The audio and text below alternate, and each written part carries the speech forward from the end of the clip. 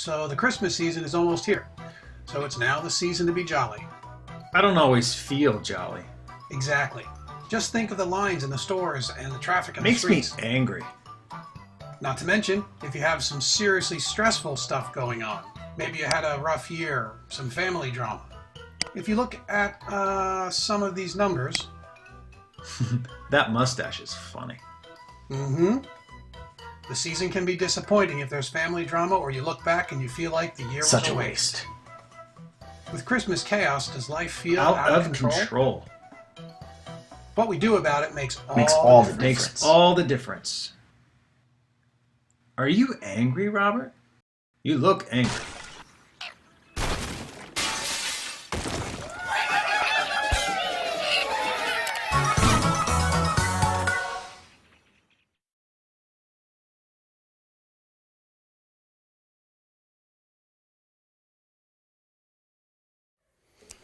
And good morning. I'm Robert Kelly. I am hoping you'll be able to take me seriously. I am not angry, though in many ways I guess I am an angry bird. Welcome to Beacon Church. We are continuing in our series here, our Christmas series, which is Angry Birds. Now I know some of you are huge fans of Angry Birds and are very familiar with it. Could the Melitos just stand up a second and can you guys just, thank you, turn around and let everyone see your shirts. All right.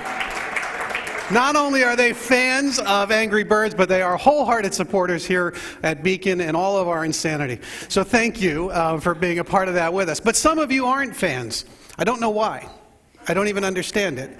I assume it's because you just simply haven't done a single round of it yet, or maybe you're just not really kind of the digital sort of folks. You know, maybe you have a BlackBerry or something instead of a real phone. But so I thought I would give you...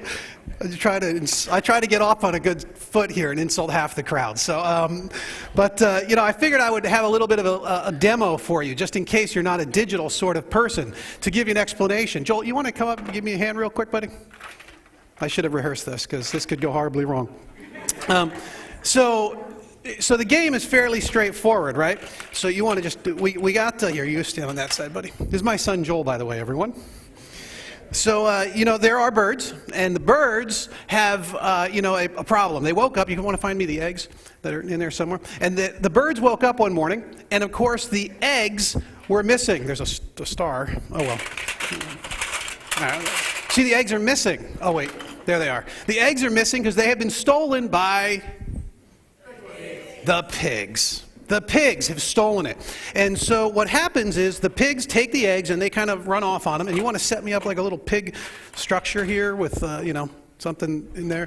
And what happens is the pigs, they take the eggs of the poor birds. And then they build these fortifications. And they start to protect themselves from the birds.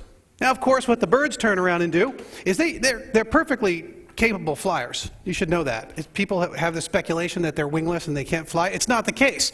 They can fly. They use a slingshot, though. And the slingshot, we haven't talked nearly enough about the slingshot. The slingshot is cool. It's the best because it's, of course, the slingshot that gives them the power to do what they need to do. You got to love the slingshot. And it's not only that, it's when they leave the slingshot that we even find out some of them have special abilities. So here, this is how the game actually works. Go ahead and take a couple shots. I only got you 2 birds, so good luck. And there you go. See, there's a lot of things you got to worry about here. You just keep going until you get those. And you see, there are a lot of things to worry about in the game. See, every time you clear a level, you go to another level. There are more pigs with more structures. You could also clear a level, but just kind of get lucky. You just sort of know that you didn't really earn it or deserve it, and if you ever had to face that level again, you might not actually get it. And you fling your birds over and over and over again, and you just can't get it. This game is supposed to be for kids. Look how hard it is. And so you keep going over and over and over, and you're trying to knock down these structures. You can worry about this sort of a thing. You could also worry, what if, ooh, yeah, we got one pig, all right. You can also begin to worry, when you're in this game, you can worry not only about the levels that you didn't do so good on in the past, you could worry about whether or not you'll actually win, because they keep throwing new levels at you. Yeah, we got some pigs. But what happens if on the next level you can't beat them? So build me one more here. Excellent. What happens if on the next level the structures are simply too much? You can worry about that. You could also worry that you've missed a golden egg, because golden eggs are hidden throughout the game. And you know what it's like to wake up one morning and realize that you've missed an opportunity and it's never coming back? Do you know what it's like to know that you're never going to get another shot at that? There's a lot of things that you can worry about. You can worry that you'll never get your eggs in the end. You can worry that you'll never secure your hopes, your dreams, your future, your eggs. You can also worry that later on, these structures are going to just become too much for you. They're going to introduce new materials, new enemies, new obstacles. My goodness, if you really wanted to stress out about a game, you could.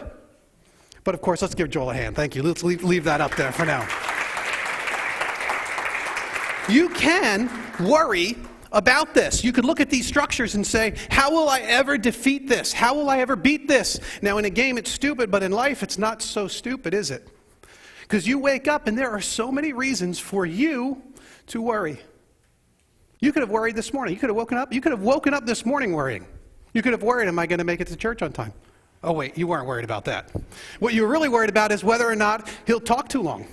That's what you're really thinking. Will the preacher just shut up or not? Will he let me get out to my brunch? See, you get to worry about everything. You get to wake up and say, wow, this day is ahead of me, and there's a lot, and maybe it's good, and maybe it's not so good. It feels like good, and I feel really good, but what if in a little bit I don't feel so good? You start worrying about your normal day-to-day stuff. But of course, in the game, you guys realize that it's not just the normal day-to-day stuff that you get to worry about.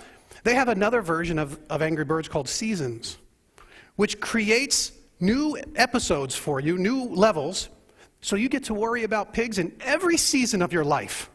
Isn't that encouraging? Every single season, you get to wake up, and I think the Christmas season is one of the best opportunities to worry. It just really is. You can wake up during the Christmas season anytime and say, wow, is it going to be good or bad? Is it going to fulfill all my hopes and dreams? You can start to worry about all the people that are no longer experiencing Christmas with you. All of the heartache that comes along with this season for so many. You can start to worry and ask, what is it? What if Santa doesn't show up? The way I want Santa to show up. And I'm not talking about the guy in Texas that got stuck in the chimney.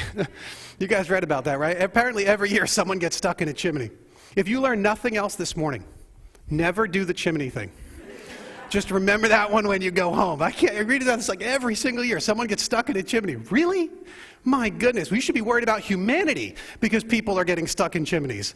But you could actually start to say to yourself, what if he doesn't show up in the way that he ought to or I want him to? Meaning, what happens if I don't have the resources to do what I want to do for my family, for my kids? What if they don't get what they want? What if they're disappointed in me as a dad?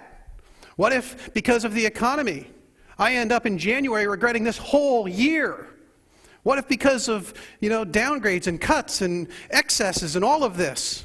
There's all sorts of opportunities at Christmas time to really worry. You could you're going to travel. Maybe you're scared of traveling. What if a plane goes down? What if I get in a car accident? These things start to fill our minds. What if my bags don't get there? They probably won't. Some 30 million bags do not make it to the airport at the same time that you do. Isn't that that's 30 million. 1.8 never show up. 1.8 million bags, poof, gone. That's it. Maybe you're worried about that. See, they could be little worries and they can be big worries, because once you get past the Christmas season, you get to New Year and everybody starts thinking about health. How well am I going to do? How healthy am I? As long as I have my health, everything is okay. What if you don't have your health? What kind of worries then? What if you're creaking more? What if your back's starting to hurt? What if you're just not able to do the things that you wanted to do, hoped to do, dreamed to do? Maybe you're worried about other people's health. Maybe it's an aging parent. Maybe it's a baby. Maybe you're pregnant and you're hoping that the baby's going to be healthy. Now you have a lot to worry about. What if the baby's not? Did you hear about the baby this year? We set a record, like a 22-pound baby was born. That's something to worry about. Wow, that's a big one. 22 pounds. What the? Oh my goodness. That is. Maybe you're taking a jog one day. You're doing the whole New Year resolution thing, and you're exercising. And all of a sudden, you got little pains in your chest. I wonder what that's about. I wonder how this is going to play out this year. Heard a story about a guy calls 911. He's like, I'm dying here. Someone, you got to send an ambulance. I'm out of breath. I'm dizzy. I think I'm going to pass out. I'm really scared. They're like, all right, where are you? I'm at the corner of First and Main. You got to go. You got to send someone to come get me. Send an ambulance. And they're like, sir, we've dispatched the ambulance. Don't worry about it. He's calling 911. That's what we do here. We're gonna be over there in no time. But what were you doing when you started feeling the pain? He's like, I was running from the cops. You're going to have a lot to worry about in a few moments when they show up.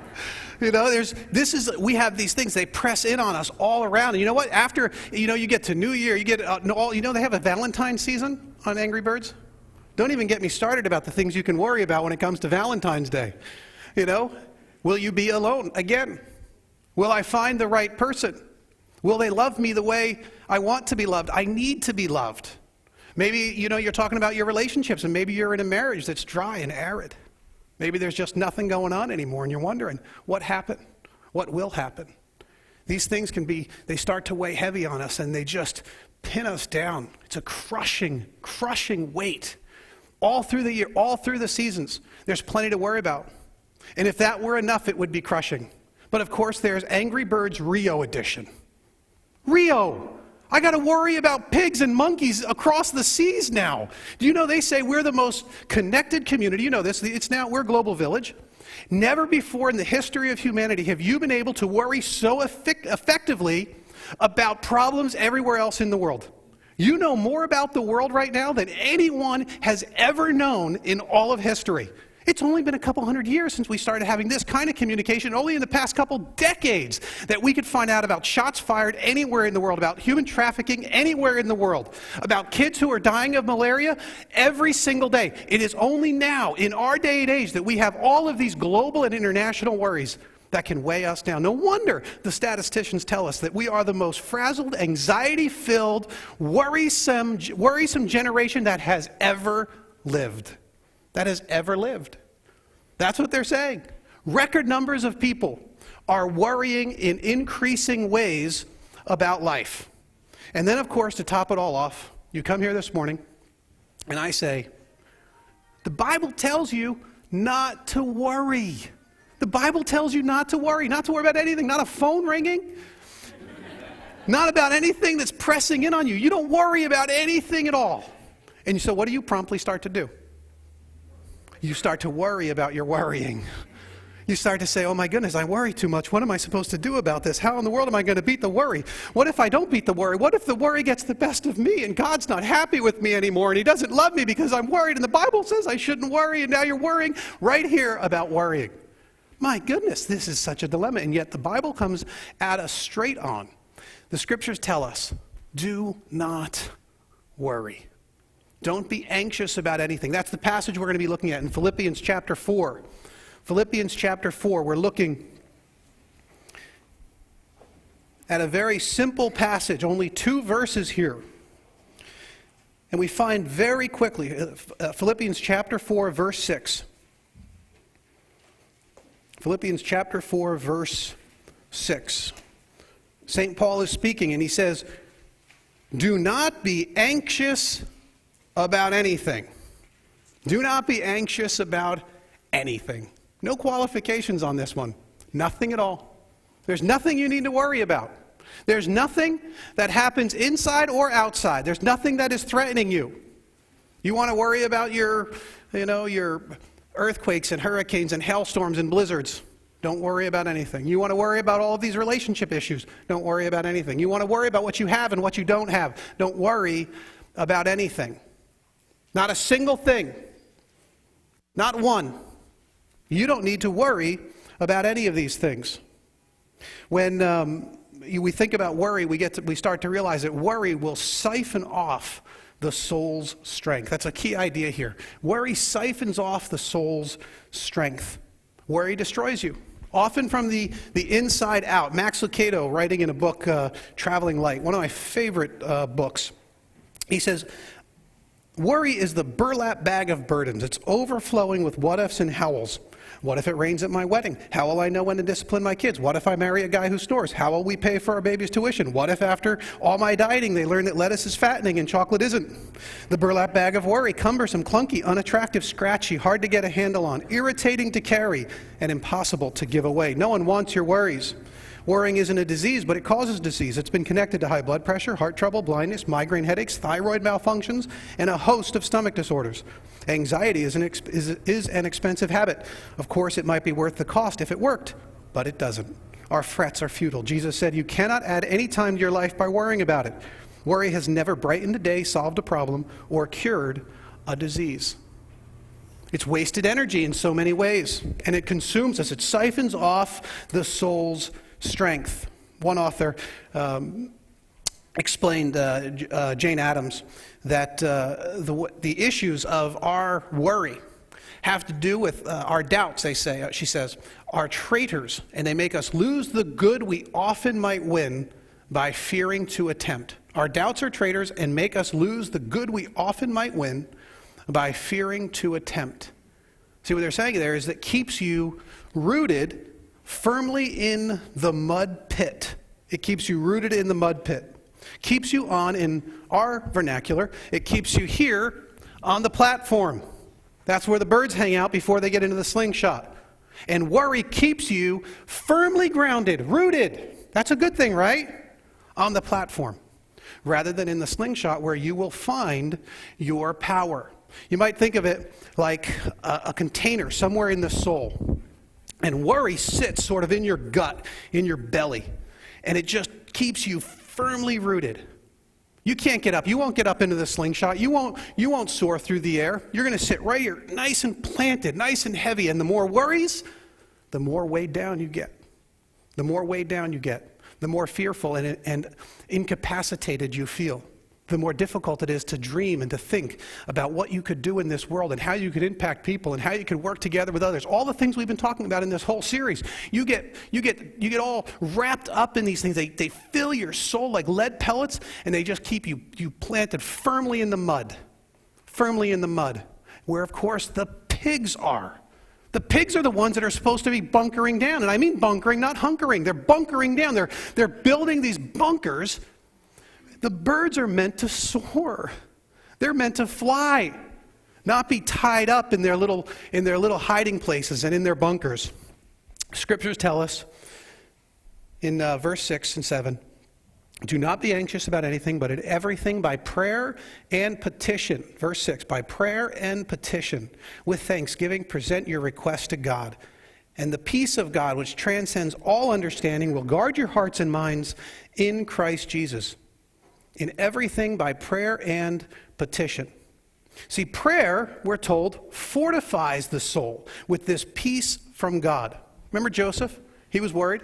He heard about, that Mary was pregnant. He's worried. What's going to happen? What happened? Why did she do this to me? He was engaged. What happened?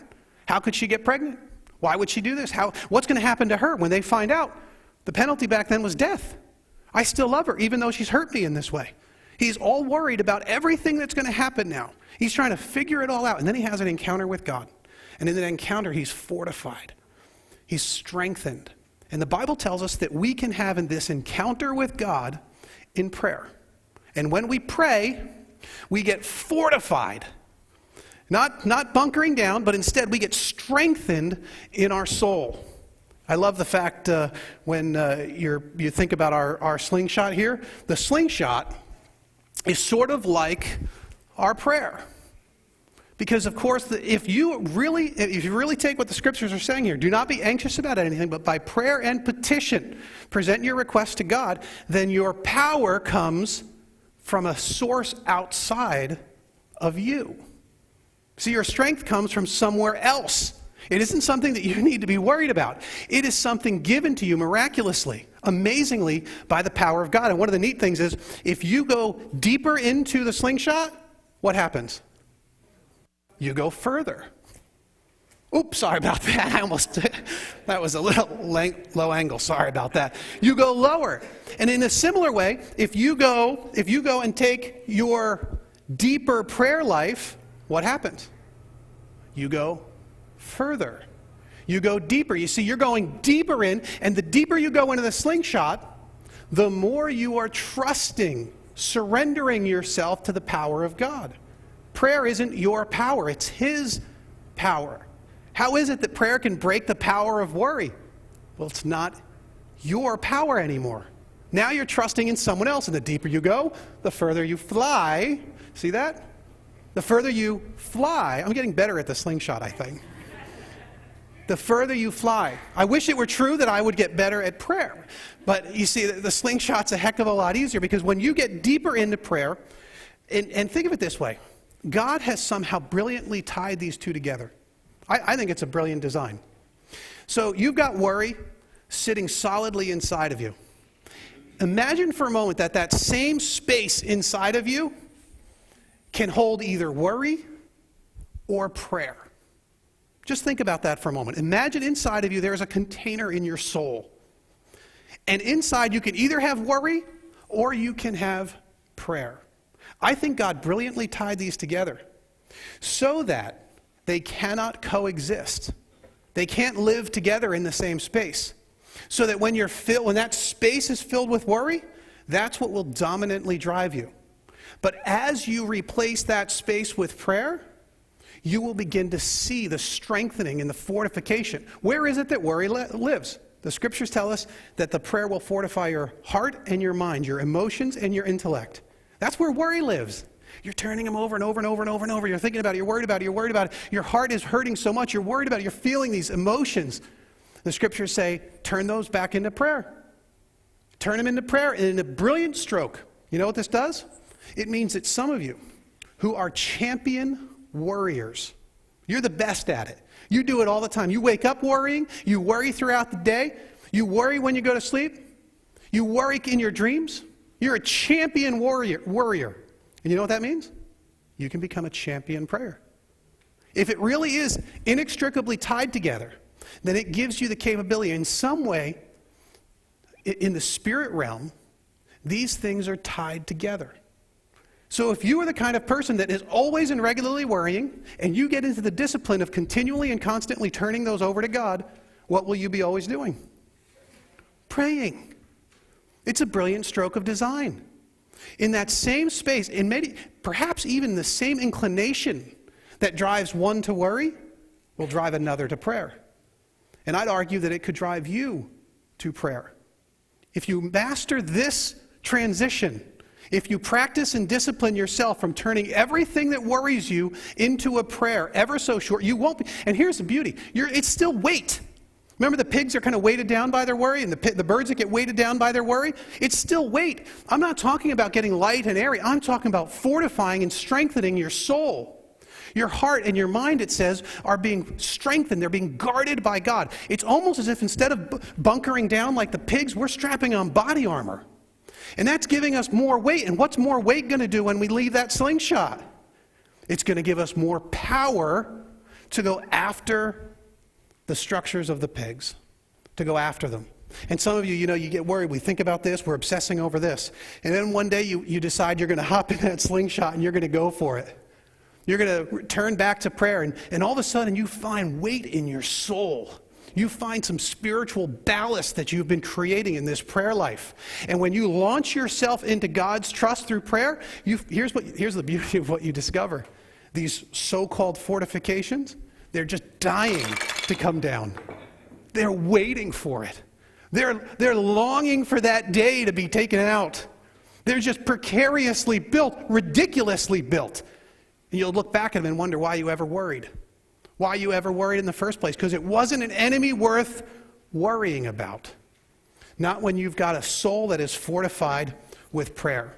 When Paul is telling us some of these things, he's talking about guarding this heart and guarding this mind. And we discover then that these fortifications are hardly an obstacle. Hardly the obstacle that we believe them to be when we've been fortified through prayer with a faith and a trust in God. Now, a lot of people at this point, when they get to that place, they'll ask, especially if you're newer into this pursuit of the spiritual journey. Maybe if you've been around, you've heard some people talk about prayer, you've thought about it, you've read some books or something. But for many of you, the whole idea of prayer, it doesn't even make sense. It's like, yeah, I sort of pray occasionally. I don't really know what I'm doing or how I'm supposed to do it. Or maybe you repeat some prayer that you've learned over and over again to kind of whatever you hope, but it doesn't really seem to do what you hope it does. Prayer it's not really as mystical as that. It isn't really as mysterious as that. A young boy went to his mom, it was Christmas time, and he said, Mom, I'm not buying the whole Santa thing, but I'm into the Jesus thing, and I really would like a bike for Jesus' birthday, for Christmas. And she said, well, you should pray. Trying to be a good Christian mom, trying to encourage her kid, you should pray. And he's like, well, how would I do it? How would I pray? She says, well, think of it like, how you write a letter to Santa. Do the same thing for Jesus. Just write a letter to Jesus. Tell him what's on your heart. Tell him what's on your mind. And so he sits down, little Freddie, and he says, Dear Jesus, I've been a really good boy this year. Please give me a bike. Your friend, Freddie. Very sweet. He looks at it for a moment, and he crumbles it up, throws it away. He's like, all right, dear Jesus, I've tried to be a good boy this year. Please give me a bike. Your friend, Freddie. He looks at it, he smiles a moment, then he gets a little bit scared. He crumbles it up, and he throws it away, and he's like, Dear Jesus, I thought about being a good boy this year. Please give me a bike. Your friend Freddie. He crumbles it up, throws it away. Now he's depressed. He goes outside, goes for a walk. He's going around the neighborhood, and he finds in one of the neighbor's yards a manger scene. It's all set up and all pretty, it's the animals, the shepherds, Joseph and Mary and the baby and all that. And he sees this manger scene, and he kind of, wheels start turning. He looks up and down the street, and he grabs Mary and he runs home. Just takes her right out of the nativity scene, and he comes home. He sits down at the pad and paper again, and he starts the pen and paper. He starts writing. He's like, Dear Jesus, if you ever want to see your mother again, get me a bike, Freddie.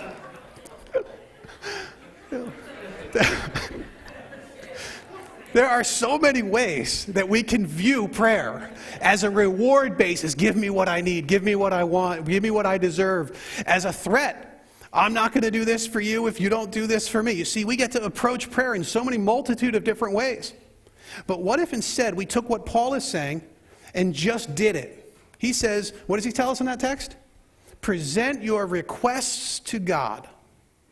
What if, as part of our prayer life, we conditioned ourselves, we trained ourselves to recount to God what's troubling us?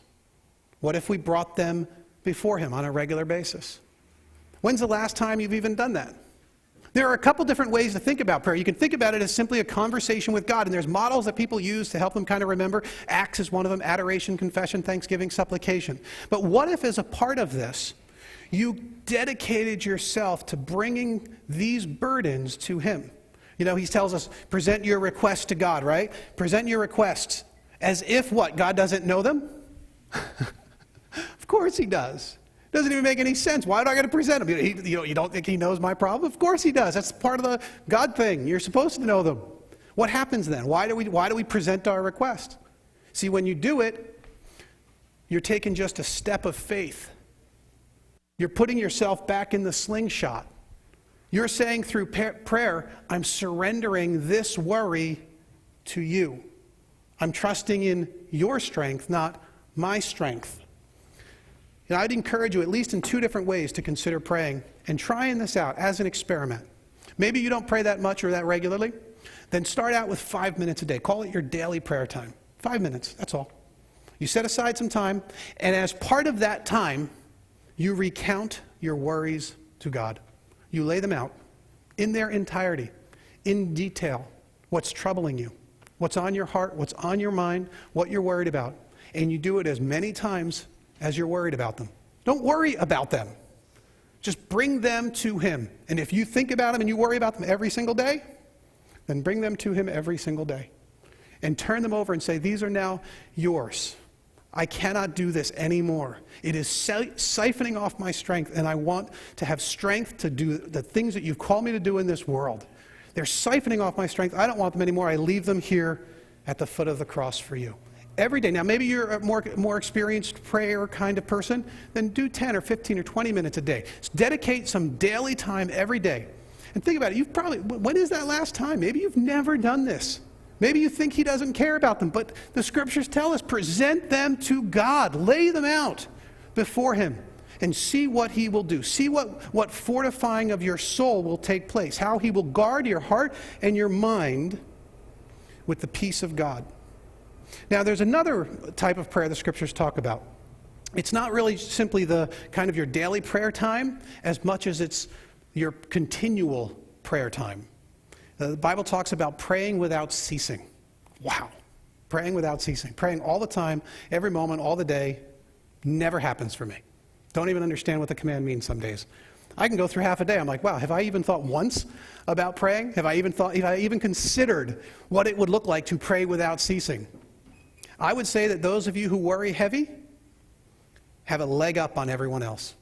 If you're a champion warrior, this might be an area of epic strength for you. You're conditioned already to ruminate and to think and to dwell. Now you switch those toward God. You switch those toward prayer. And when you do that, each and every moment of the day, you can offer up a quick prayer. So I'm going to give you a little tool. I'm going to ask you guys to consider a little experiment. Some of you are going to think it's a little bit hokey. These are little Christmas, wristbands.